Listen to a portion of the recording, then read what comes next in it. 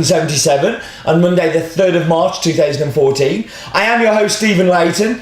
I would like to welcome you to In My Mug, but I would like to welcome you to the news.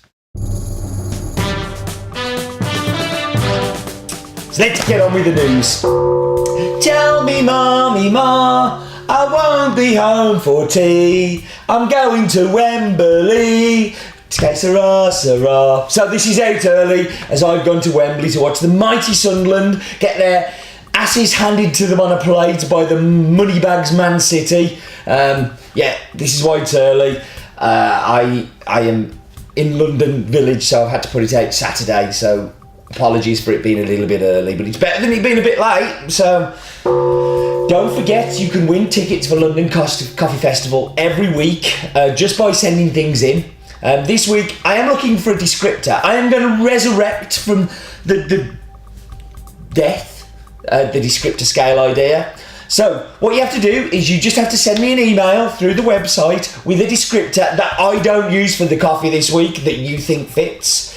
Me and the team, so Chris, Roland, Dale, Gary, will sit down together. Simon, of course, now as well. We'll sit down together. So, for instance, if I say it's got a malted milk biscuit finish, you may interpret that as a Horlicks style of taste. So that would be your descriptor, but you can't use Horlicks now, or you can't use malted milk. But emailing through the channels, we will select at random a winner, and we will resurrect the descriptor scale, and you will win a chance to come and watch one of the sessions at the London Coffee Festival, which is going to be in April. And let's look at this week's winner, who we will give 2 tickets to for a session of their choice. And this one is coming on the screen now. This is an entry from Jamie Brunton. Thank you, Jamie. It was a screen grab, and it's amazing. So screen grab, run away. And that was the amazing Sunderland Cup final losing, screen grabbing, hugging London Coffee Festival news. So we're focusing on, and we're back on Bolivia this month, so I'm going to focus on the Bolivian coffee industry.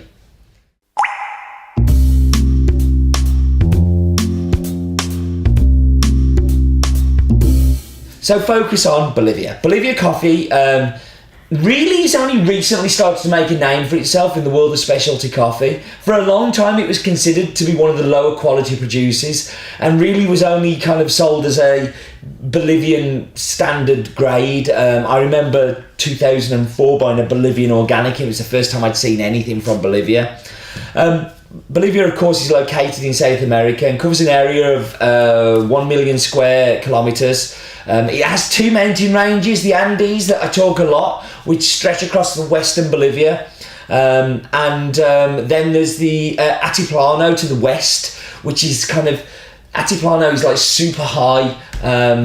It's a weird place where like bacteria can't even survive, but where lots of the coffee comes from the Yungas region. So south and north Yungas, we see all of our coffees come from.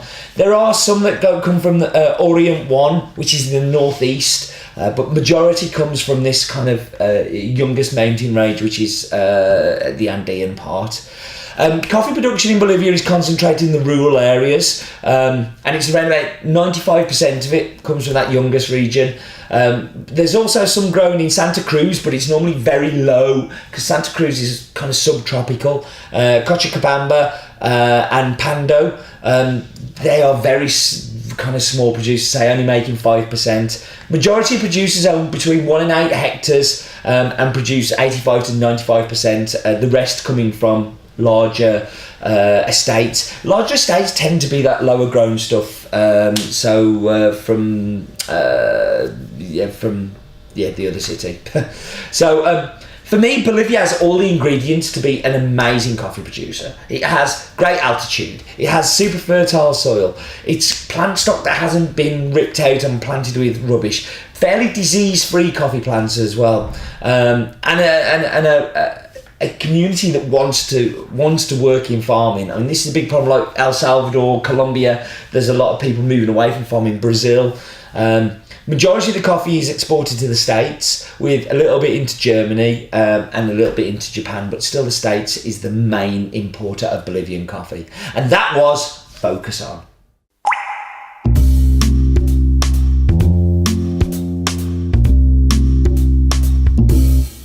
So I hope that was a kind of interesting little journey through Bolivian coffee.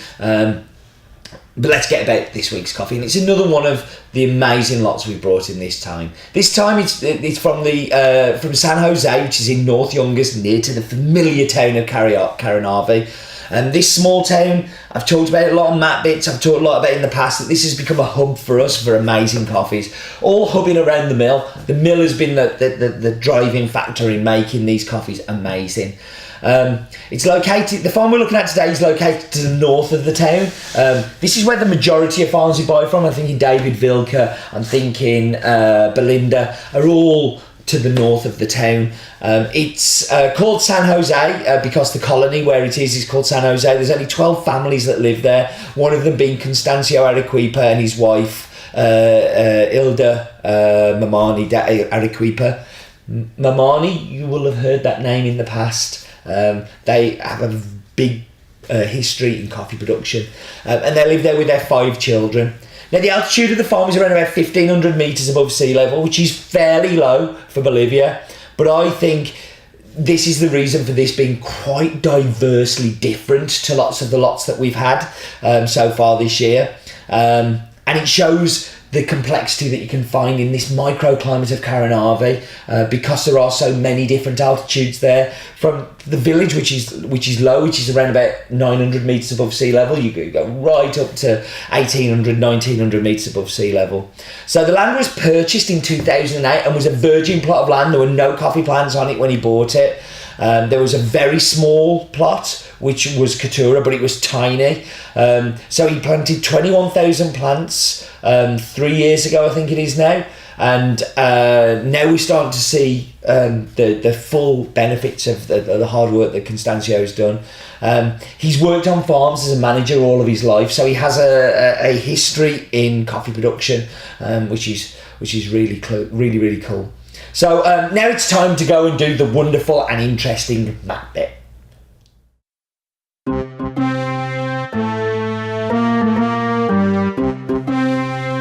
I miss me singing the Map Bit. I think I should do it more. It's the Map Bit, no expense. No, okay. But we're going up into the sky, and here we can see the world.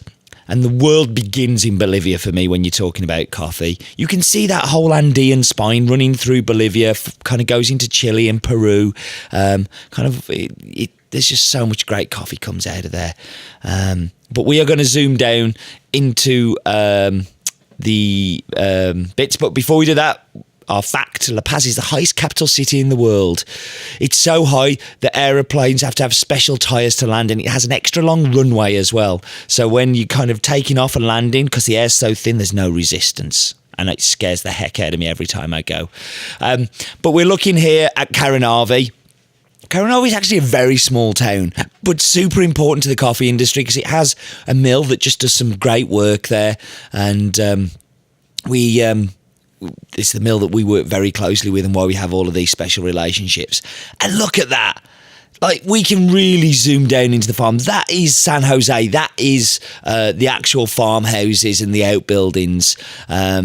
I love it when we have that amount of detail on the map bit that you can kind of really get to house. And look at that, it's beautiful. Like, Google Earth was playing really nicely with me today, and that's why it looks really cool. So Bolivia's highest peak is the Nevado Samaja, which is part of the Delta Plana, which is basically nothing lives there, not even bacteria. It's kind of really terrible. It's so high, nothing can live there for long. But there we go, we see San Jose, and we can zoom round and see how close it is to Belinda. It's just a bit along the road. That was the exciting map bit. I hope you like the map bit. So now it's Rolly Glue, tell us what you knew.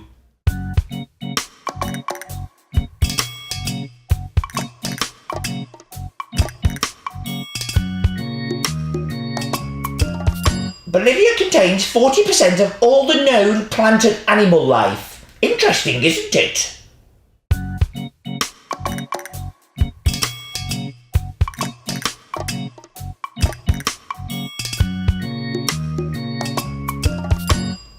Roland, everything you tell us is interesting.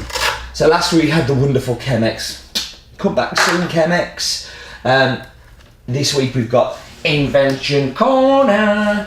Hopefully it's going to turn into a wheel of discovery and not death.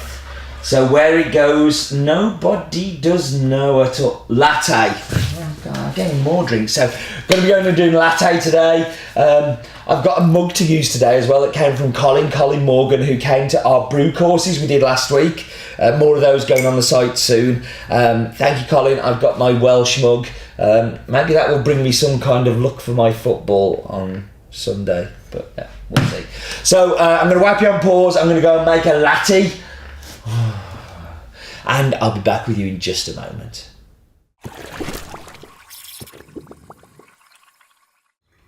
So that is the longest gap between going out to make coffee, and I'm on my own here now. It's several hours later. I'm going to dive into this, and then Roland's wife locked herself out of a car. I've had to drive to Stoke-on-Trent. I've had to drive to Cannock. I've come back. There's nobody here. I've had to make my own coffee. It's disgraceful. So I was saying in the bit earlier that this is quite a different cup to all of the other Bolivians that we have. It is properly unique on its own. The acidity is boom. It's fizzy. My tongue is tingling. It's on fire with taste. Fresh lemonade. Just that whole kind of freshly squeezed lemonade. Lemon acidity, citrus. It's boom. It's really delicious though. Really does work.